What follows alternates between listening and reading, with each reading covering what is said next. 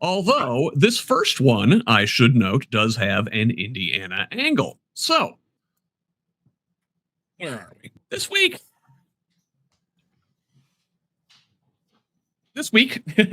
excuse me, Scott Bessent, the Trump Treasury Secretary, is pledging to use bottomless U.S. financial resources to prop up one of the world's chronic economic failures, Argentina, which has lurched into its latest debt and currency crisis. So, why bail out Argentina?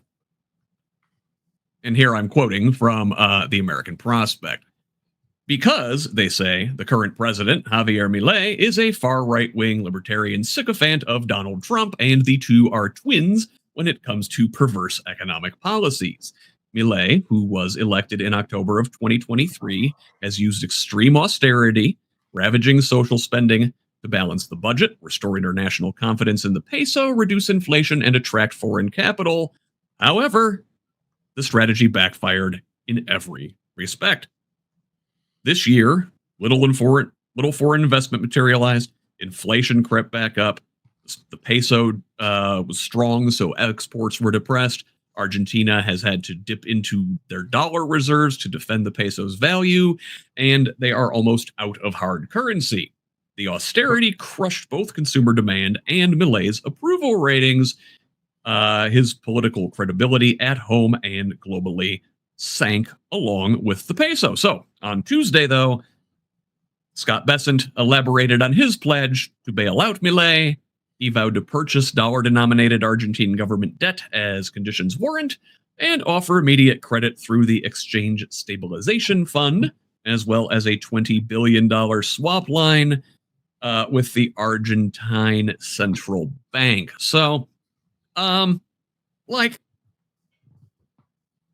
seem to recall every time in our country when one industry or another needed a bailout, Republicans like Trump, like Bessent, they, the government never seems to have the money. The market, they say, should work freely as it is intended. And if these things can't compete on the market, they should go under. Well, why don't they apply the same rules here to their buddy Milei, Leslie? Well, because I think they're afraid that they'll kick Milei out and they'll have a better democracy. They'll get a more democratic leader, and they don't want that, right? They want this axis of autocracies. It is ridiculous, right? They had to kill USAID, which kept many people alive around the globe and helped stabilize and reduce poverty levels. It's something very needed. And yet, they have the money for this, which they definitely should not be doing. But of course, it's just another thing of somebody in charge. When it's something you want, they don't have the money. When it's something they want, oh, oops, we do have the money.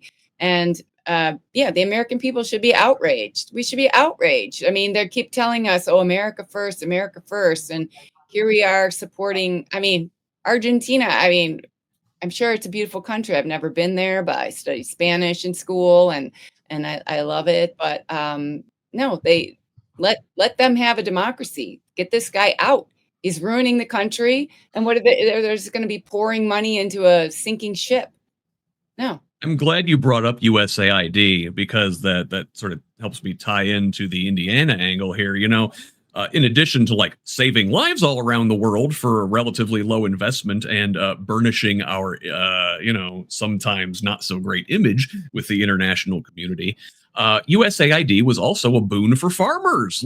We bought food in bulk to feed the world from American farmers. Well, right. So this Argentina bailout is actually going to potentially hurt Indiana farmers because to support, to shore up its own economy, Argentina suspended its 26% export on soybeans, which immediately lured China, the top importer of U.S. soybeans typically, as a buyer.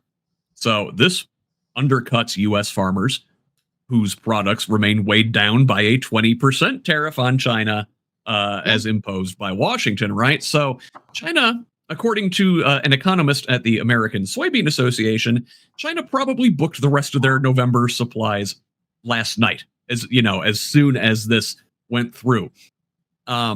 Indiana's economy faces broad implications because corn, soybeans, and pork account for more than $6.4 billion in agricultural exports, and an estimated 1/3 of the state's farm income is exported.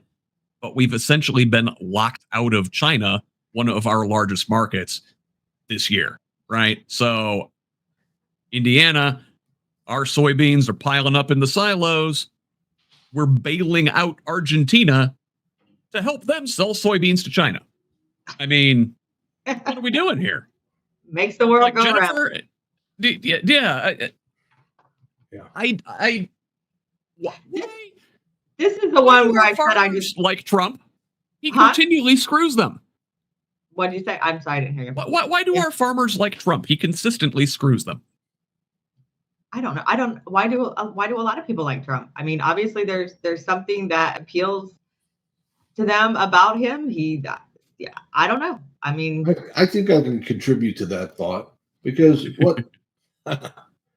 what I see happening, and I see this is all the groups that are buying into the aura of Trump. They're doing this because they hope it's going to bring money back their way.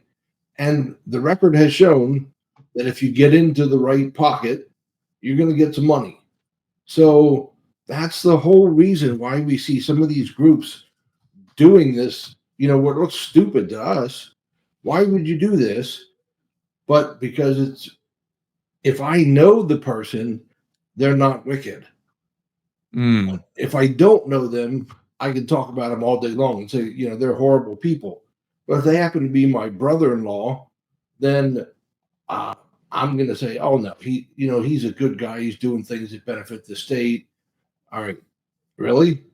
Well, let's talk about if it were not your relation or your friend or whatever. So this happens on such a big scale. It's hard to even understand.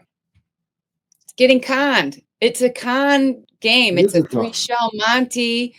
And, I was thinking, I think I talked to you, Scott, about one of my favorite books is Old Black Witch that I read as a child. And, in this book, there are these little, depictions of these two robbers, and they've got masks on and they're little skinny guys and they got like a sack over their back. And that's what we were raised to think like the bad guys look like. But the bad guys don't necessarily look like that, they look like these guys. And they're not wearing masks and French coats. They're wearing suits and red business ties. attire usually.